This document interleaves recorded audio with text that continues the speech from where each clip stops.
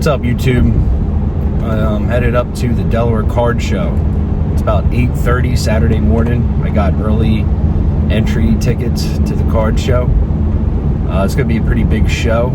Online, the flyer, they got about 250 or more tables. It's at the basketball arena for the University of Delaware, so it's a pretty big venue. Apparently this year they have a whole floor devoted to TCG, and but that's not why I'm headed up there today. I'm actually trying to kind of transition out of Pokemon, which is what I had been collecting and doing a little bit of reselling for the past few years. And the simple reason for that is I can't really afford, well, it's not that I can't afford, I'm not willing to pay the inflated prices to keep my money in that hobby. The dollar just doesn't stretch as far in that hobby. And you know, that's no knock on anybody who is making money in Pokemon or who is still collecting, buying, flipping, reselling in that sphere. It's just kind of not for me anymore. So this Delaware show, I'm going to be headed in with a sports focus. Essentially starting from scratch, building a sports card collection. I've made a couple buys off of eBay, and I'm excited to try to go to this show here and maybe get a couple of values, a couple deals, because eBay is slow. It's slow for buying. You're always taking a chance on condition. You're taking a chance on having a poor seller. I've already ran into like 3 really poor sellers on eBay. Somebody mad at me that I got cards for less than they wanted to sell them for. I've had people cancel my orders, refund my orders. I mean, whatever. People have things going on, so I try not to judge too much, you know. But I'm headed into this card show, and the main thing I'm focused on right now is football. You know, NFL, maybe some college. Football is by far one of my top favorite sports ever since I was a little kid, and still to this day. Football is just awesome. I love it. I'm going to be going in looking for quarterbacks mostly. Quarterbacks, the game is all about quarterbacks. The game is all about passing. Quarterbacks and coaching, right? That's where offenses thrive nowadays, right? Even you see with the Super Bowl winner with the Seahawks, Sam Darnold, maybe not the most flashy, you know, big baller quarterback like a Patrick Mahomes or an Aaron Rodgers when Rodgers was in his prime, but Darnold was efficient, right? He executed the offense. He made the right passes at the right times. He didn't turn the ball over. Everything's about the quarterbacks, right? And for me, it's always been about the quarterbacks. When I was a kid growing up, watching Brady and Manning duel in the playoffs all the time, right? That was like must-see TV. You know, watching McNabb, my favorite team, the Eagles, watching McNabb, especially when they got Terrell Owens that one year, just balling all over the place, right? Ben Roethlisberger. I mean, I could go on and on and on about all the great quarterbacks I've gotten to see play in my lifetime, and that's where I'll be starting, right? Quarterbacks. So I've learned a lot of hard lessons in the Pokemon sphere over the years, and I'm hoping to apply what I've learned there into sports, right? And that number one thing is to not chase what everybody else is doing, right? I got caught up in that a little early in Pokemon, chasing the new hot thing, the thing that was getting pumped on social media through content creators. And the second thing is the gambling aspect of it, right? Not to say that ripping packs is wrong, but sometimes you're better off just buying the card you want to buy, right? Like, so do I really want to go and buy a big hobby box and hopefully get the quarterback I want? No, I'd rather just go to the show or, you know, hunt for some deals on eBay for the players I want. And so this is the approach I'm taking going into this thing, right? I've done some research. I've done a good amount of research, actually, right? This friggin' thing sucks. I need a better phone holder thing. But I've done a decent amount of research because I'm essentially coming in brand new to this, right? Outside of watching some content throughout the years of people pulling crazy cards, rookie patch autos, getting legend cards graded and all that.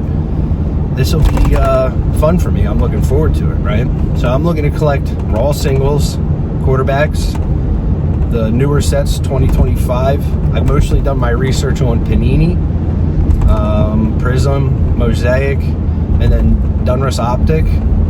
I know that Topps has the new NFL set out right now, which is, definitely the more expensive one right now. I'm assuming that's because Topps is just getting back into NFL after a long hiatus, so it's the new hot thing, which leads back into my other point, right? I don't want to chase what everybody else is chasing, all right? So I don't want to chase after the new Topps Chrome set, Topps Finest for NFL, because everybody else seems to be doing it, online in the hobby and in the market. I mean, just stick with something else. Like, I personally, from the cards I've seen online, I've watched a couple guys on eBay Live. I haven't really done too much browsing on whatnot, but I have watched a guy on eBay Live that I kind of like, and I've bought a couple cards that I can show you later that I won on those eBay Live auctions. Value cards, cheap cards. Some of them look, then when I got the cards in, some of them, I overpaid a couple dollars on them, but they're cheap, right? I'm not overpaying on a card that's a couple $100 and overpaying by $100, all right? So it's a card that was $1, $2 with comps, and I paid $3, $3.50. Like, I can live with that, all right? Because I like the card. I think it's cool. It's the quarterback I want, right?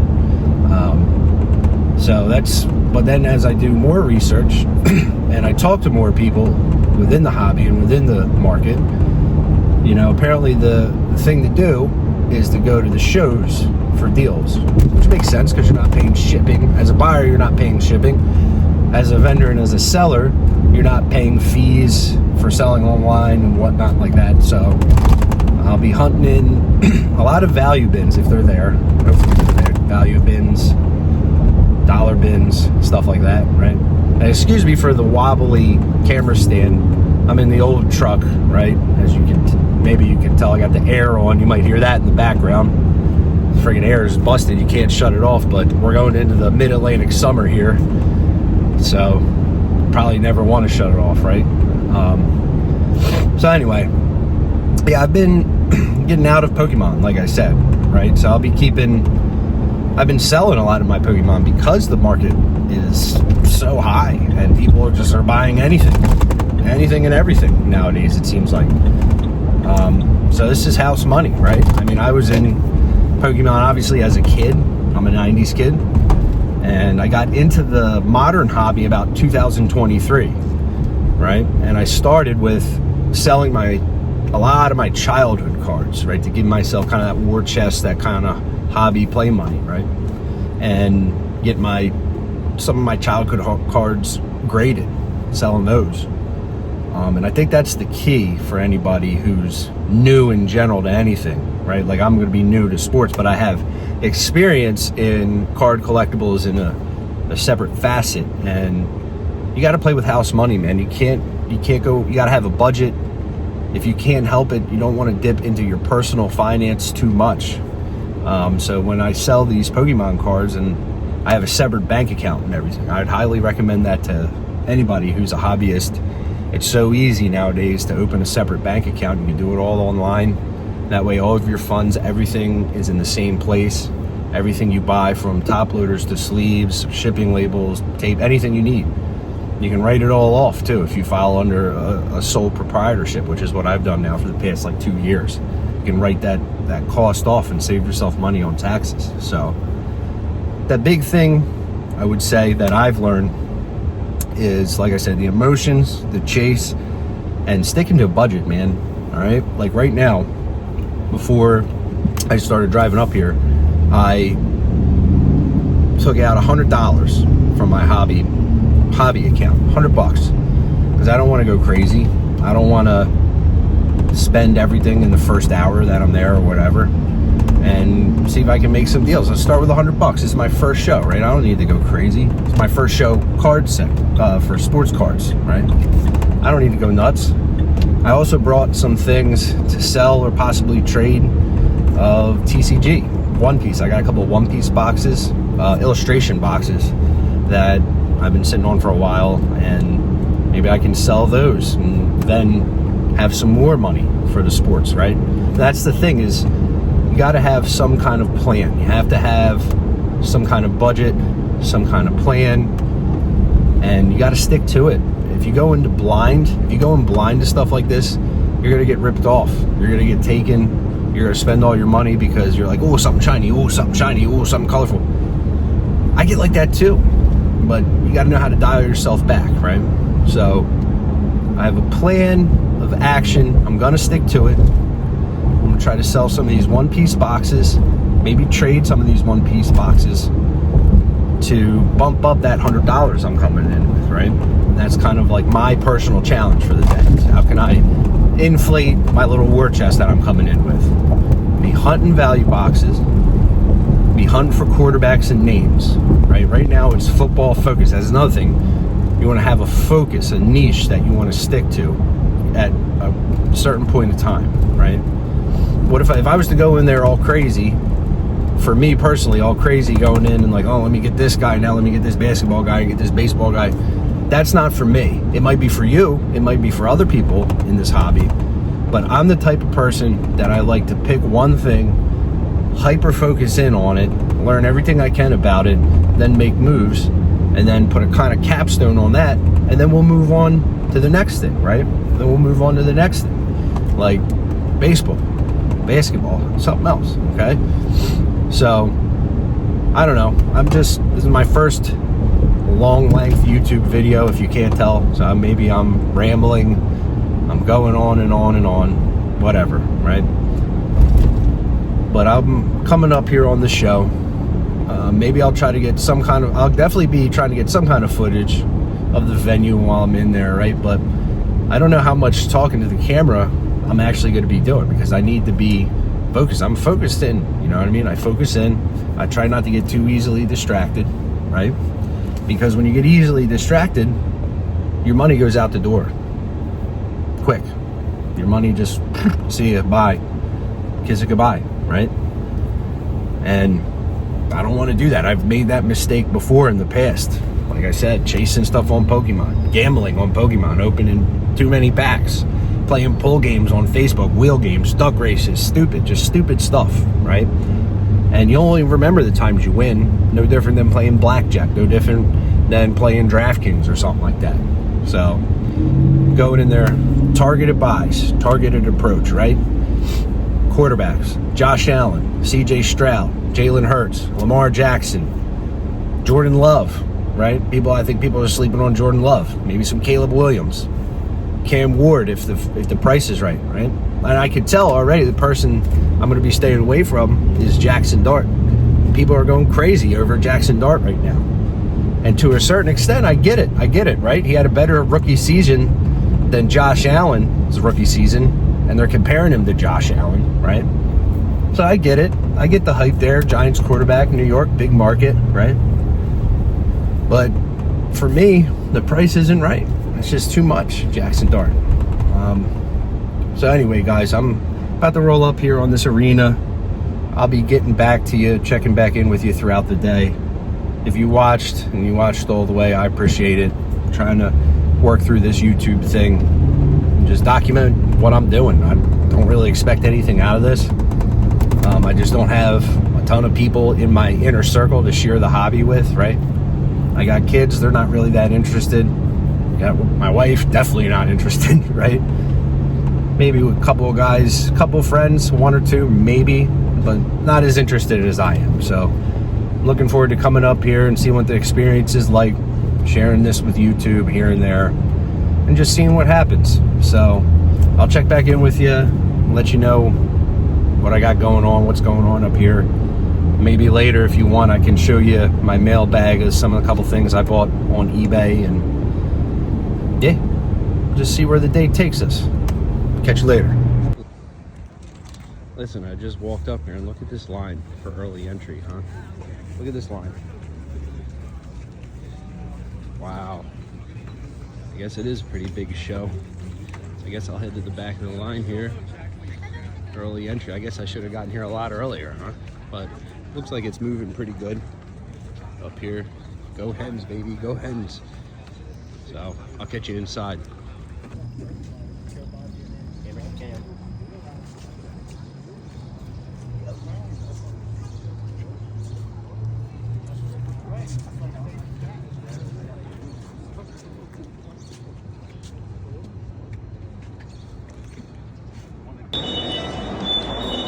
Bob Carpenter Center.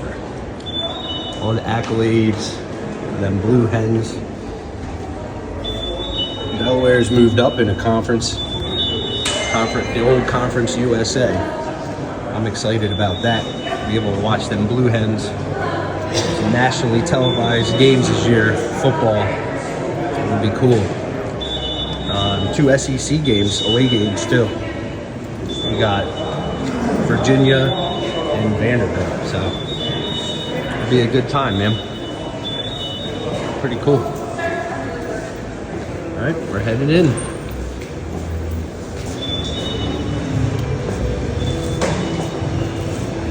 Here we go. The big arena here. See what they got going on. I don't even know what I'm doing right now. I just made my first right. Now this must be the TCG floor. And then I think they have another floor that's just sports. So, oh, they got stuff up there too. Cool stuff. I'm gonna do a lap and I'll check back in. Alright, so I just did my first lap around. Pretty standard stuff you would see, even that I've seen at smaller shows. I kind of had to walk away from the crowd a little bit because they're playing some Eminem music and I don't want these videos to get copyrighted. So, yeah, I mean, it's pretty standard stuff you see everywhere. There's Pokemon everywhere. There is new, vintage, kind of pre-modern, whatever you want to call it. Not much One Piece. A few booths had some sealed One Piece, so I don't know if I'm going to have a problem selling these boxes or not, but we're going to see. So I'm going to head upstairs next and see what they got going on up there. If you look upstairs, they got a whole row up there, another floor over there. I'm going to try the upstairs, maybe have some better luck. So I just did kind of a lap around. I saw a couple value bins for sports. I'd like to go dig through those, and I'm just keeping an eye on guys that have One Piece that might be interested in my illustration boxes, which when I get a second, I'll show you guys what I got. So I'm gonna head upstairs, do a lap around there, and check back in. All right, so here's a check-in from the second floor. I kind of did a quick walk around up here on the second floor. I think this is the TCG floor, the second floor. To be honest with you, it's kind of weak. And it's kind of why I'm getting out of this, because it's just the same stuff you see everywhere. Like scalped stuff, scalp collection boxes with the jumbo cards, and the same stuff you see everywhere. Nothing like crazy sealed, standard stuff you see. Just a bunch of UTBs, probably bought retail and brought here. Not a lot of booster boxes. There have been some guys with One Piece, so I might hit some of those booths and see if they'd be willing to make a negotiation. But another reason why I wanted to film from this corner here is to give you this view. That's a pretty good view, right? That's the sports floor. So like I said, yeah, kind of the same stuff you see everywhere with the Pokemon. Not a lot of Magic sealed. I don't see any sealed Magic. So I'll check back when you try to move these boxes. So actually, let me show you these boxes and what I got here in my book bag. I'll just keep a view here so you guys don't see my big fat butt. I don't know if you can see or not. Here, we got a couple of One Piece illustration boxes in there. And yes, I got my notebook and my pencil to keep track of everything, because I'm a nerd like that. But that's how you keep track of your money in this hobby. So yeah, I'll check back in with you, see if I can make a deal. All right, so let me give you an update on where we're at. I'm posted up here on the bleachers just to sit down for a second and collect my belongings. I haven't had no luck in moving these illustration boxes. Not many people buying One Piece here, which, you know, I figured could happen, which is okay. I'm okay with just kind of taking that chance and seeing what happens. I can always put them on eBay or sit on them or rip the packs, whatever I want to do.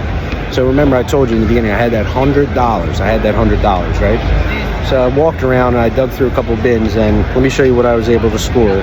So the guy had his little value bin there, and I had found 2022 Jalen Hurts silver mosaic. Not too shabby, right? Not a terrible card. Jalen Hurts is my guy. I got another Jalen Hurts Origins. This is a 2022 Panini Origins, right? And then I saw this and I had to grab this. This is the Bo Nix Cracked Ice Orange color match, right? 2025 Panini Prism. Love it, right? So the sticker tag on all three of these was 24, and we were able to do it for 22, which, you know, I thought that was fair, because if you do price per card on that, right, 22 divided by 3, what, that's a little over $7 a card. So that brings the price of that Bo Nix down, at least in my mind. This is how I do it. Obviously it brings the price on the other two up, but, you know, buy a couple bulk cards to sweeten the deal on a $20 card. So yeah, I'm happy with that. We'll see long term if that was a good play or not. But man, that Nix is clean, man. Look at that, man. This, gotta love that, right? I think Bo Nix is a good player. Maybe not the best, definitely not the worst, but he's got a good coach, a good system, and man, that color match is just sick. Look at that cracked ice, man. Sick. So my first buy of the day, and like I told you, I am a nerd, so I bring my little notebook here and I write all my purchases down and the price I paid. So I'm happy with that. Catch you guys in another update soon. All right, so back here taking another break again in the box seats of the stadium. I got another 4 cards. I paid a total of $10. Tried to work out a little bit of a deal. Guy was nice. So let's go through them real quick. I got, these are all select concourse. Something that I'm kind of familiar with, not as much as the Prism, but I like them. They're players I was looking for. So we got Cam Ward, pink. I like that. I like this pink look here. Cam Ward, pink, rookie card. These are all rookie cards, by the way. Got Tet in the pink. I think Tet's going to be a great player. Mecca in the pink. Very nice, very nice. And then I got Neighbors in the silver concourse, another rookie. These are all rookie cards, so $10 for 4. Maybe I probably could have done a little better. Maybe I wasn't aggressive enough, but you tell me in the comments if you think I'm paying too much for these cards. You let me know. So far, you know, I wrote everything down. We spent $32 for 1, 2, 3, 4, 5, 6, 7 cards.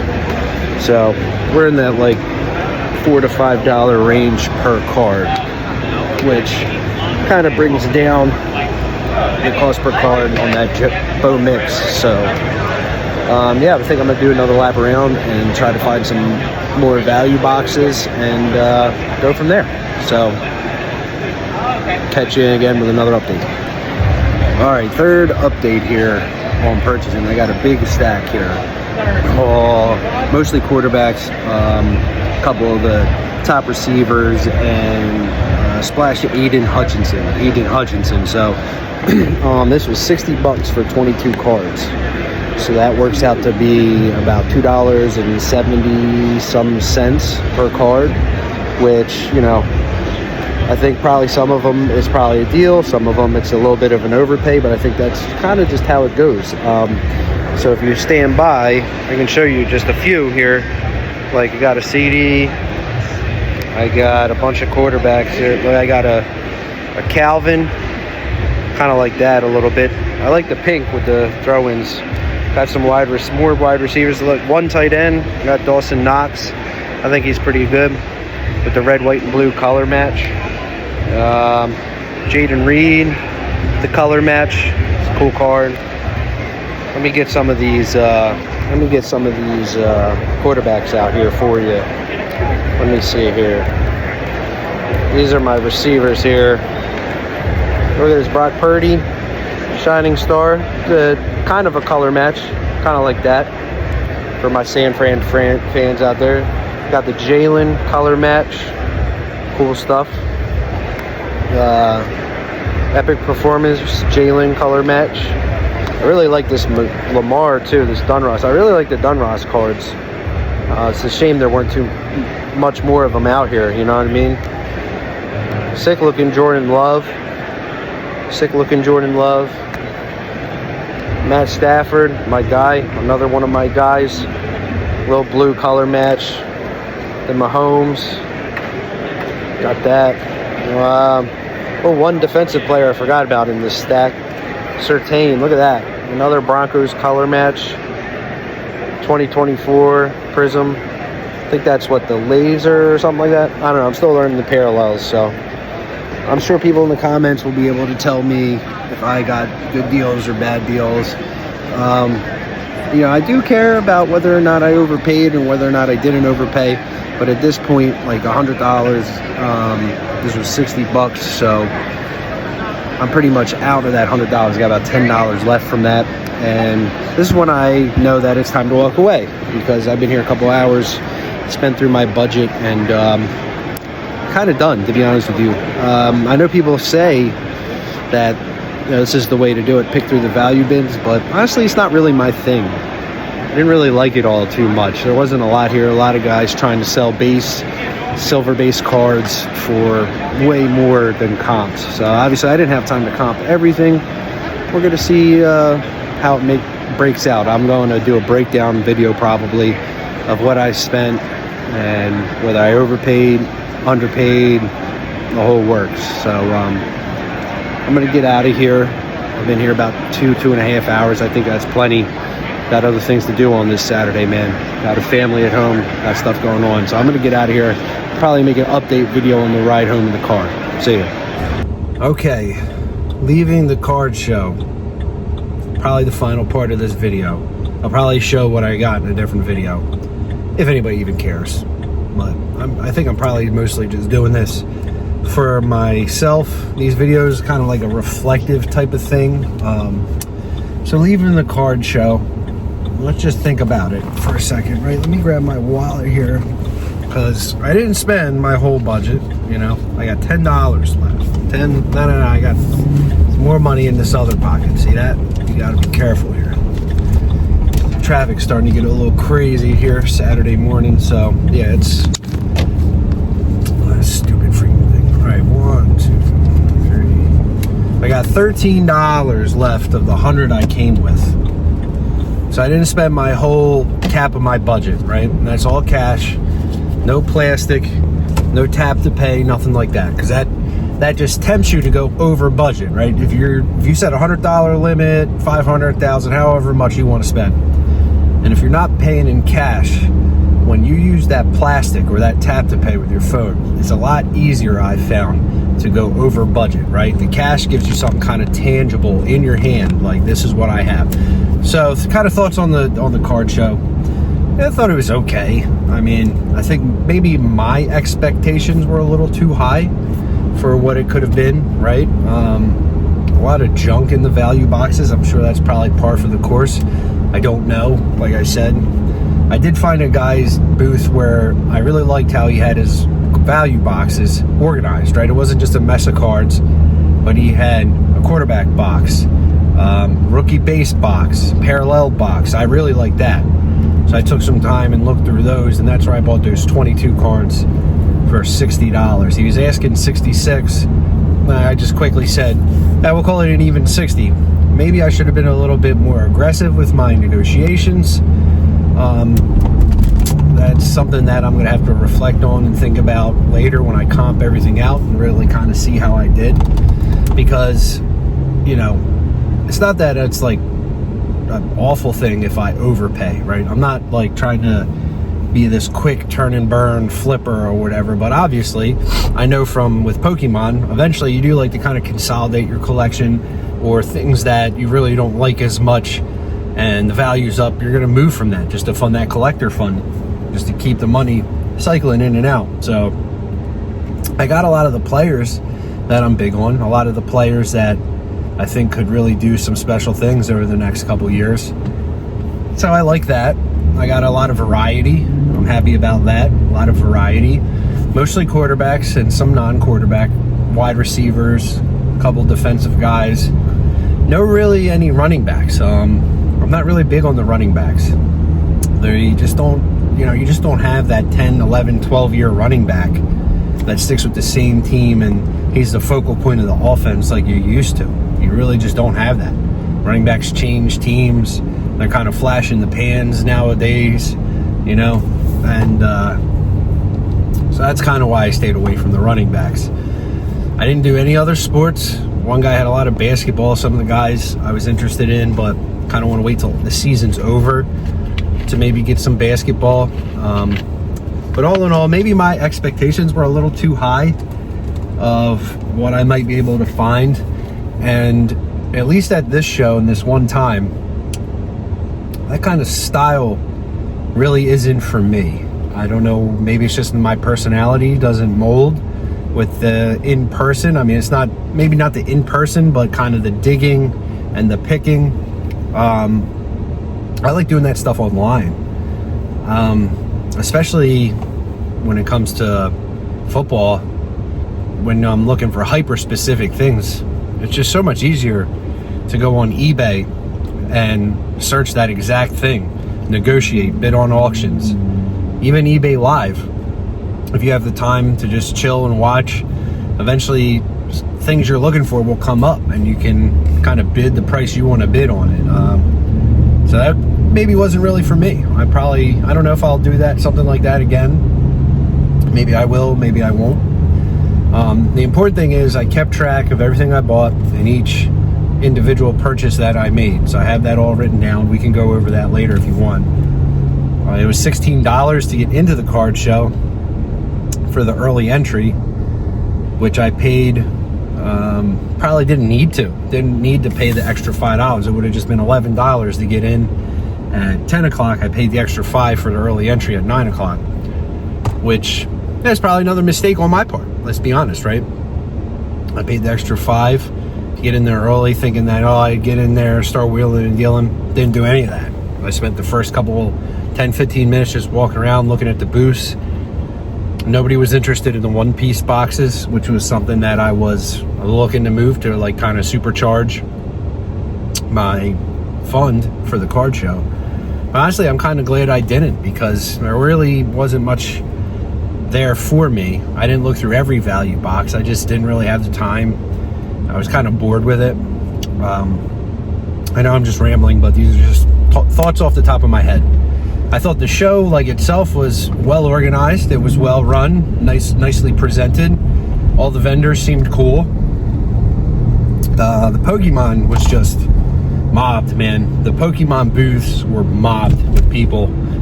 Stacks of slabs they were trying to sell, trade. The sports booths were a little thinner. Not too many people crowding around.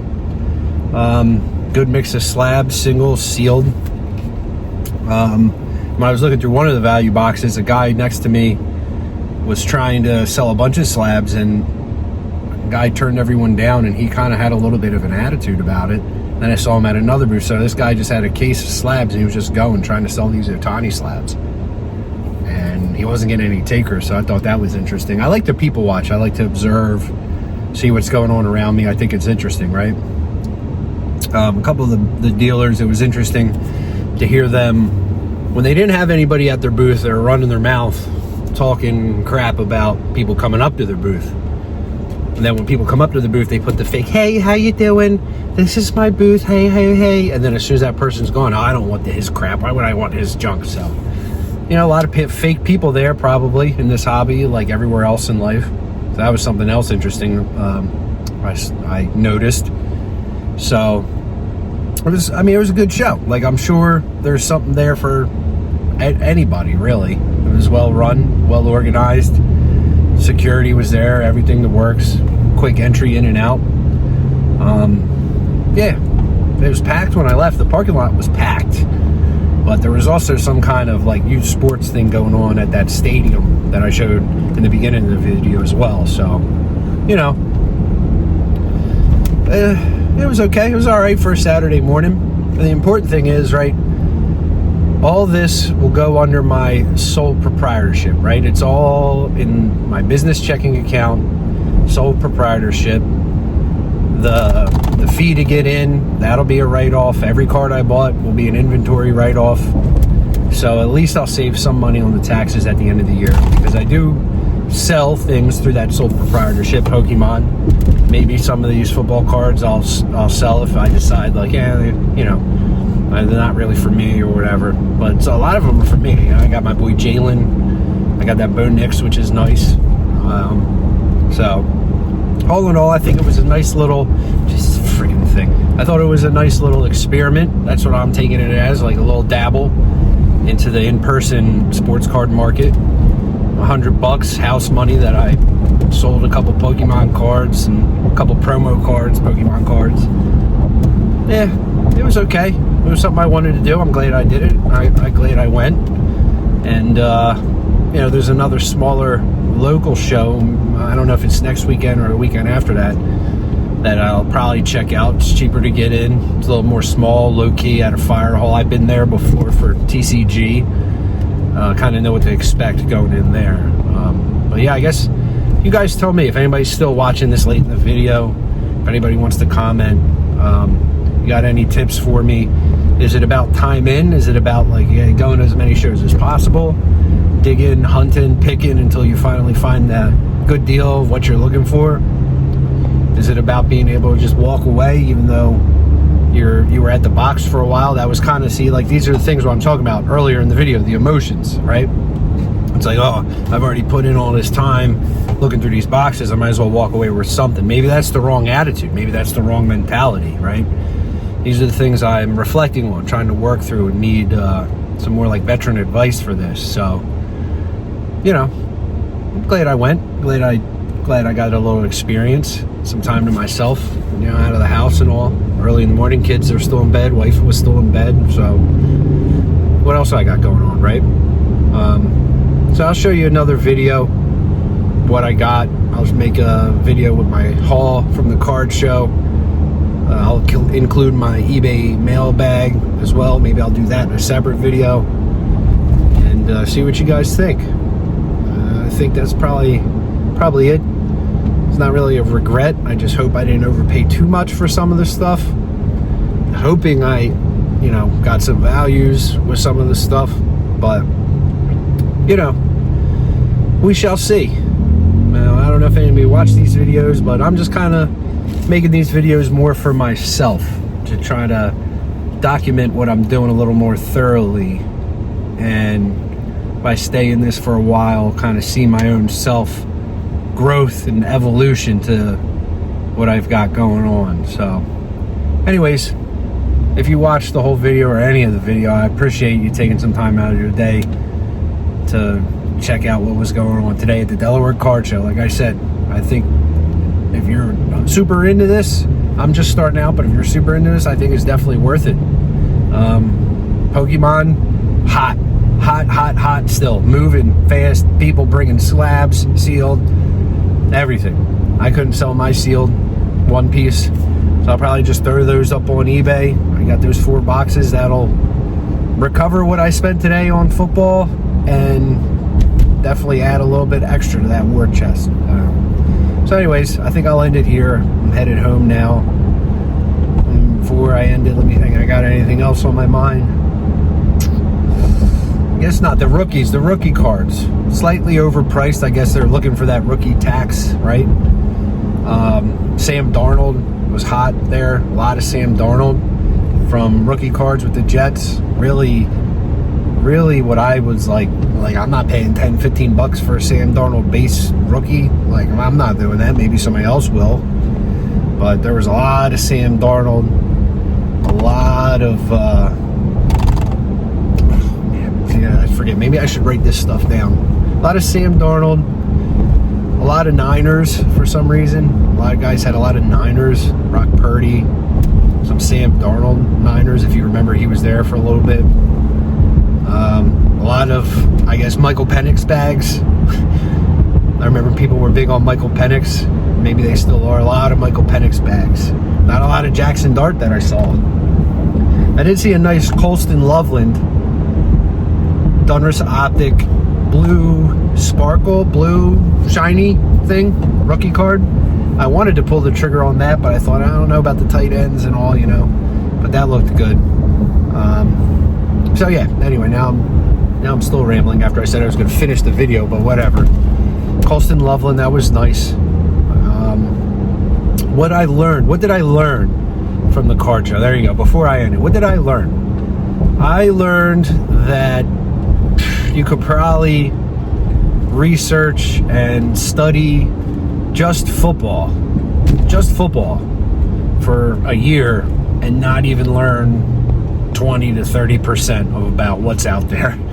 So I can't even imagine baseball, basketball. I don't know how some of these guys do it, who just seem to have this just infinite knowledge about the cards and the sets and the history, and it's crazy. It's impressive, man. It's impressive. Like, I feel like I'm almost on that level when it comes to Pokemon, but it's like Pokemon's way easier, right? I mean, it's way easier. You got a lot of sets and eras, but you're kind of looking at the same stuff across the eras and the Pokemon. And you got Pikachu and Mewtwo, and it's easy. But with these sports cards, man, sets, years, eras, subsets, short prints, case hits, numbered, non-numbered, on-card auto, sticker auto, game-worn relic, player-worn relic, random relic. It's a lot, dude. They told me that I probably wasn't as prepared as I thought I was to go up in there. And I need to take some time, and I wasn't as focused as I thought. If you can see the beginning of the video, it's just a lot, man. It's a lot to take in, a lot to learn, but just cool though. Like, I like to learn. I like to learn about history, the history of things, how things evolve, change, and come to be. So yeah, I mean, I got a long ways to go. But anyway, all right, I'll end it here. I've been rambling, so we'll make another video, show you the mailbag, show you the card show haul, and you guys give me like kind of a review, tips and tricks, analysis, critique, run your mouth, talk smack to me. It's fine. I got thick skin. I can handle it. So anyways, good hanging YouTube, headed home, back to family life. I'll see ya.